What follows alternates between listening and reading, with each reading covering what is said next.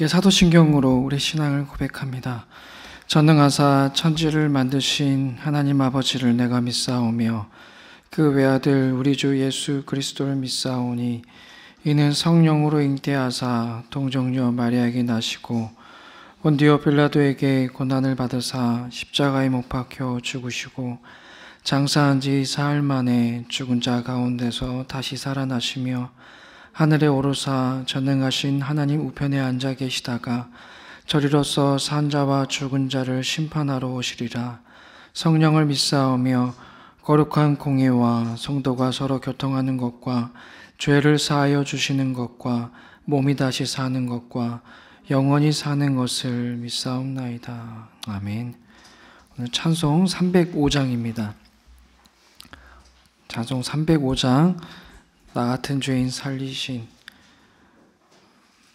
우리 찬양 1절부터 함께 읽도록 하겠습니다. 나 같은 죄인 살리신 주 은혜 놀라워 잃었던 생명 찾았고 광명을 얻었네. 큰 죄악에서 건지신 주 은혜 고마워. 나 처음 믿은 그 시간 귀하고 귀하다. 이제껏 내가 산 것도 주님의 은혜라. 또 나를 장차 본향에 인도해 주시리. 거기서 우리 영원히 주님의 은혜로 해처럼 밝게 살면서 주 찬양하리라. 아멘. 우리 찬양 하나님께 영광 올려드립니다.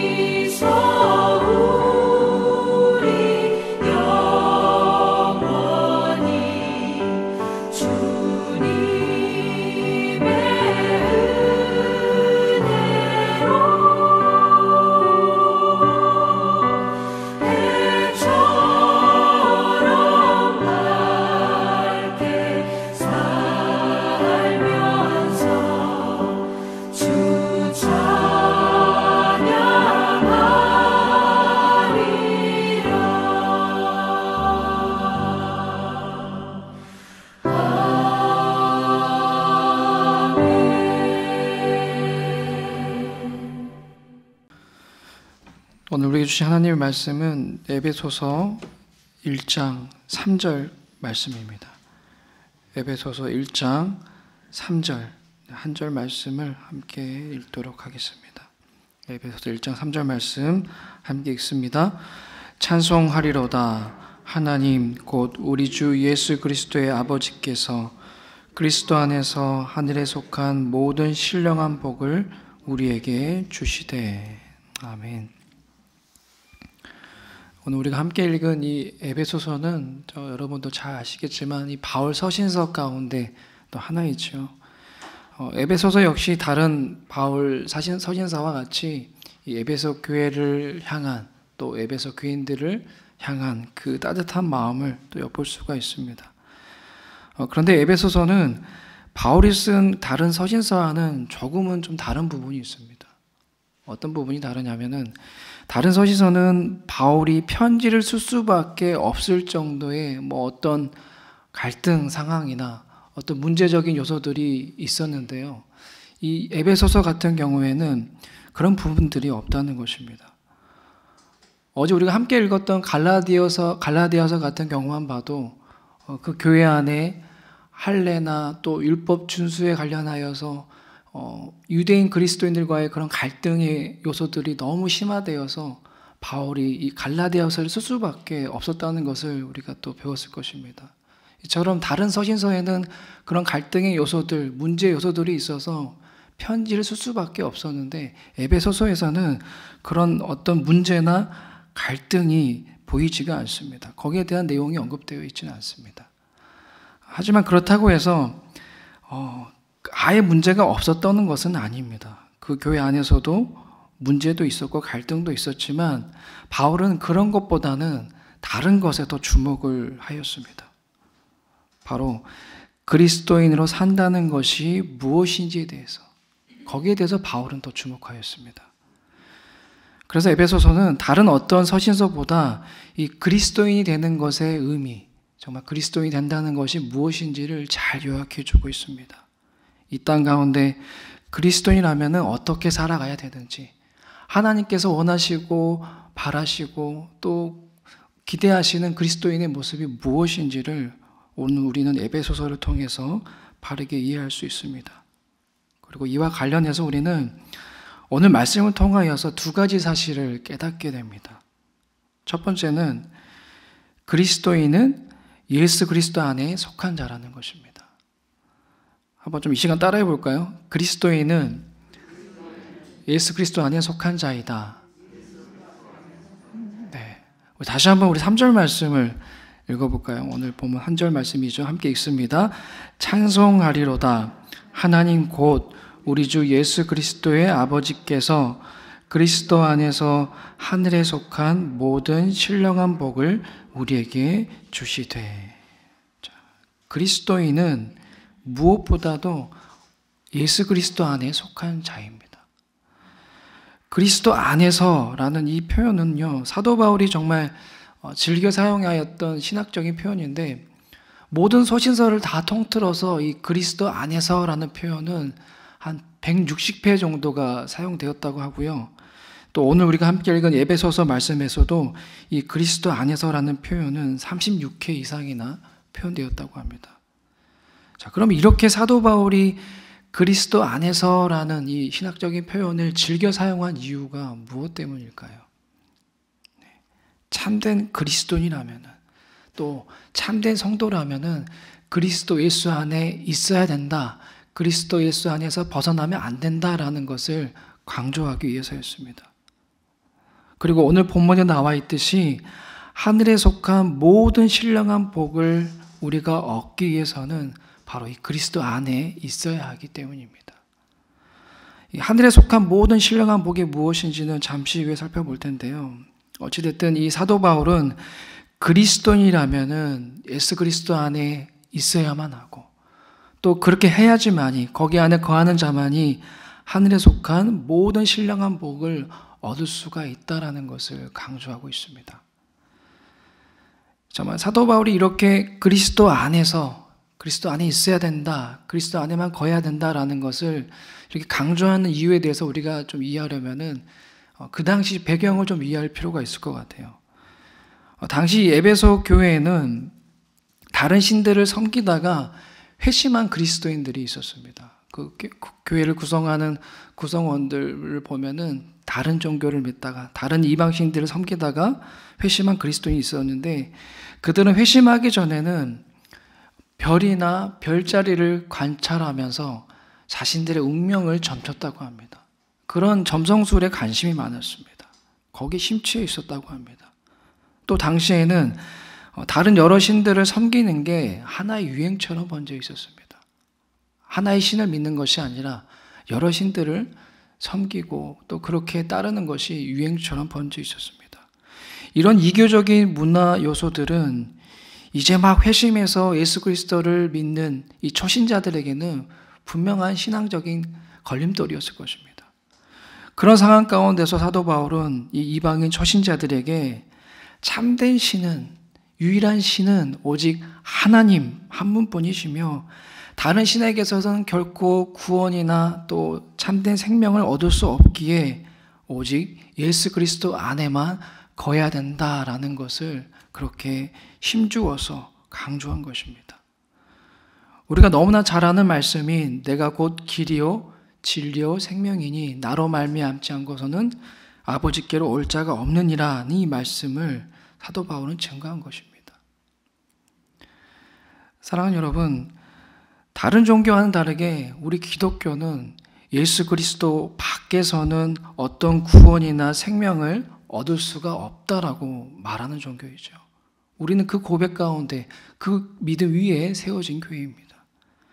하나님께서도 예수님 말고 다른 누군가에게는 구원 얻을 만한 다른 이름, 다른 길을 주시지 않았다라고 말씀하셨습니다. 사도행전 4장 12절 말씀입니다. 다른 이로서는 구원을 받을 수 없나니 천하 사람 중에 구원을 받을 만한 다른 이름을 우리에게 주신 일이 없음이라 하였더라 라는 이 말씀, 우리가 잘 아시죠? 이 말씀을 우리가 마음에 깊게 새기면서 오직 예수 그리스도 안에 거하는 자에게만 참된 구원이 또 참된 생명이 주어진다라는 이 사실을, 이 진리를 다시 한번 믿으시기를 주님의 이름으로 부탁드립니다. 두 번째로, 그리스도 안에 있으면은 방금 말씀드렸던 것처럼 하늘에 속한 모든 신령한 복을 받게 됩니다. 이것도 따라해 볼까요? 그리스도 안에 있으면 하늘에 속한 모든 신령한 복을 받는다. 네. 그리스도 안에 있는 자만이 이처럼 하늘에 속한 모든 신령한 복을 받을 수 있습니다. 그러면 이게 뭘까요? 이 하늘에 속한 모든 신령한 복, 이게 어떤 복인지가 참 궁금할 것 같아요. 단순하게 접근하면은 하늘에 속한 모든 신령한 복, 이 복이라는 것은 땅에 속한 물질적인 복은 아니라는 것입니다. 즉 하나님께서 예수님을 통해 오늘 우리에게 약속하시고 또 주시기를 바라는 그 복은 물질적인 복은 아니라는 것입니다. 자, 물론 그렇다고 해서 하나님께서 우리 그리스도인들에게 물질적인 복을 주시지 않겠다는 의미는 아니에요. 또 물질적인 복이라는 것이 비성경적이고 잘못된 복이라는 의미도 아닙니다. 그런 극단적인 것을 사도 바울은 말하는 것이 아닙니다. 그러면 뭘까요? 이 사도 바울이 말하고 있는 하늘에 속한 모든 신령한 복이라는 것이, 오늘 우리가 함께 읽은 말씀은 아니지만 우리가 에베소서 1장 4절부터 14절까지 쭉 그 말씀들을 보면은 그 복에 대해서, 하늘에 속한 모든 신령한 복이 무엇인지에 대해서 완전하게는 아니지만 희미하게 우리에게 말해주고 있습니다.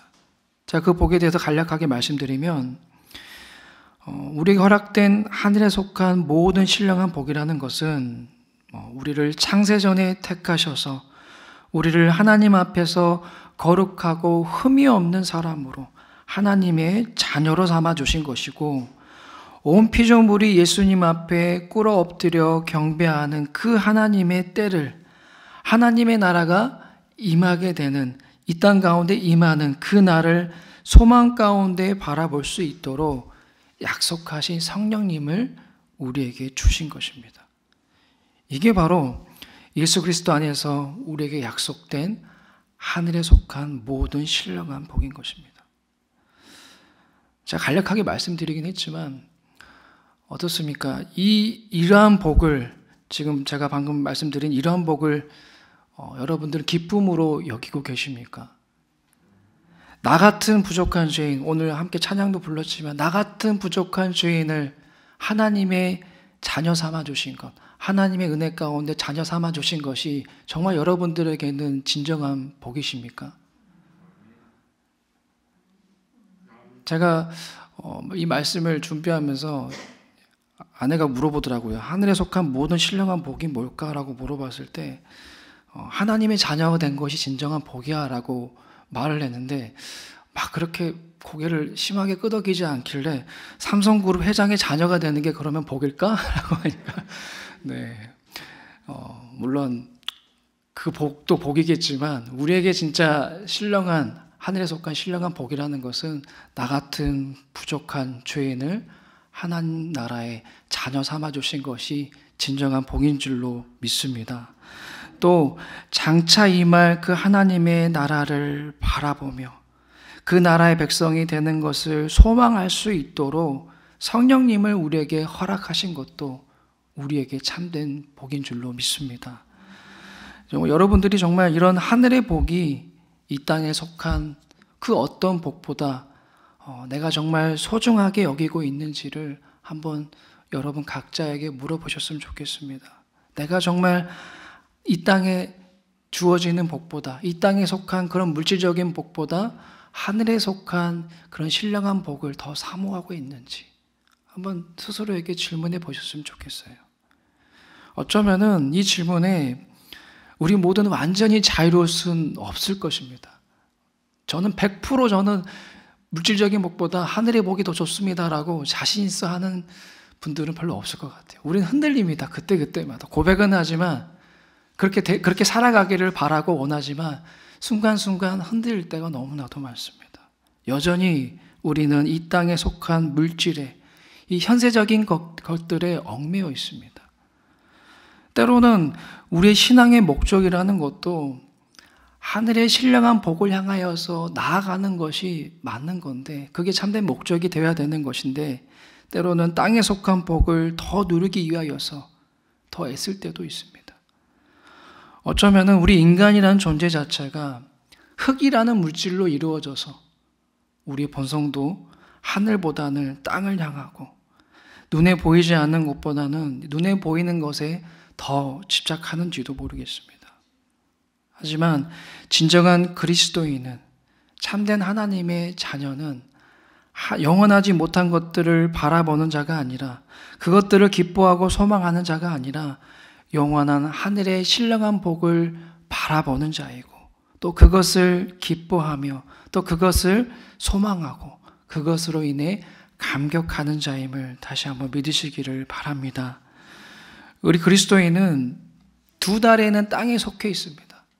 그렇잖아요. 우리 그리스도인들은 세상 사람들과 마찬가지로 땅에 속해 있기 때문에 두 다리는 땅에 속해 있어서 땅의 것에 영향을 받을 수밖에 없지만 머리만큼은 하늘을 바라보고 하늘의 신령한 것을 소망하는 자들입니다. 비록 우리가 살아가는 이 세상은 더 앞으로 더 악해질 것이지만, 하나님을 부정하고 부인하는 그런 문화적인 요소들이 더 많아지겠지만, 심지어 하나님만을 참된 신이라고 믿는 우리들을 향하여서, 오늘날 교회들을 향하여서 더 비난하고 손가락질 하겠지만, 하나님은 보이지 않는 곳에서도 보이지 않게 역사하시는 분이다라는 것을 여러분들이 기억하시길 바랍니다. 독일의 신학자 보네퍼가 남긴 유명한 말이 있어요. 이 말을 좀 기억하셨으면 좋겠습니다. 하나님 없이 하나님 앞에서 하나님과 함께 살아가는 것. 이 말을 하였는데요. 하나님이 없다고 부정하는 세상 앞에서 눈에 보이지 않지만 우리와 함께 하시는 하나님 앞에서 기도하며 하나님과 함께 살아가는 것이 바로 참된 그리스도인의 모습이며 또 예수 그리스도 안에 거하는 자의 삶이라는 것을 다시 한번 우리 모두가 기억하시기를 주님의 이름으로 부탁드립니다. 우리 모두가 예수 그리스도 안에 속한 자녀라는 것을 다시 한번 마음에 새기시면서 땅의 복보다는 이 하늘의 신령한 복을 더욱더 사모하며 그 복을 누리면서 하나님만을 찬송하며 기쁨으로 살아가며 나아가시기를 주님의 이름으로 축복합니다. 기도하겠습니다. 하나님, 오늘 주신 말씀을 또 우리가 마음에 새기며 나아갑니다. 하나님, 우리는 하나님의 자녀이며 우리는 그리스도인이라는 이 사실을 또 이 믿음을 우리가 가지고 살아갑니다. 하지만 이 하나님의 자녀라는 이 놀라운 하나님의 복이 내가 주님의 보혈로 말미암아 주님이 흘리신 그 피로 말미암아 그리스도인이 되었다라는 이 진리가 또 이 믿음이 흔들릴 때가 있습니다. 이것이 진정으로 나에게 복으로 느껴지지 않을 때가 있습니다. 때로는 세상적인 그 복에 얽매여서 거기에 또 빠져 있어서 그것이 더 커 보일 때가 있습니다. 그것이 내 삶의 목적이 되어버릴 때가 있고 그것이 때로는 우리의 신앙의 목적이 되어버려서 아버지 이 소중한 것을 놓쳐버릴 때가 있습니다. 하나님, 우리의 이렇게 연약하고 또 우리의 부족한 모습을 성령 하나님 아시오니 오늘 이 시간을 통하여서 진정으로 우리가 바라고 구하고 또 소망해야 되는 것은 이 땅의 것이 아니라 하나님 나라에 있다라는 것을, 하나님께 있다라는 이 진리를 다시 한번 기억하게 하여 주시옵소서. 하나님, 우리는 그렇게 우리는 이 땅 가운데 살아가지만, 이 땅에 속해 있지만 영원한 하나님 나라를 바라보며 그 나라를 소망하며 성령님의 도우심을 힘입어서 하나님, 이 땅의 법칙대로 살아가는 것이 아니라 하나님 나라의 법칙대로 살아가야 한다는 것을 다시 한번 우리가 믿음 가운데 고백하며 나아가는 우리 모두가 되게 하여 주시옵소서. 나 같은 죄인을 살려주시고 하나님 자녀 삼아주셨다라는 이 복을 누리면서 기쁨으로 어떠한 상황 속에서도 흔들리지 아니하고 하나님이 없다라고 부인하는 세상 속에서도 하나님 앞에서 하나님이 나와 함께 하신다는 이 사실을 믿음으로 고백하며 기도하며 하나님과 더불어 함께 살아가는 그 믿음의 자세, 그 그리스도인의 아버지 신실한 모습의 자세를 아버지 잃지 아니하고 나아갈 수 있는 오늘 이 시간 우리 모두가 되게 하여 주시옵소서. 예수님의 이름으로 기도드리옵나이다. 아멘. 하늘에 계신 우리 아버지여, 이름이 거룩히 여김을 받으시오며 나라의 임하옵시며 뜻이 하늘에서 이룬 것 같이 땅에서도 이루어지이다. 오늘날 우리에게 일용할 양식을 주옵시고 우리가 우리에게 죄 지은 자를 사하여 준 것 같이 우리 죄를 사하여 주옵시고 우리를 시험에 들게 하지 마옵시고 다만 악에서 구하옵소서. 대개 나라와 권세와 영광이 아버지께 영원히 있사옵나이다. 아멘.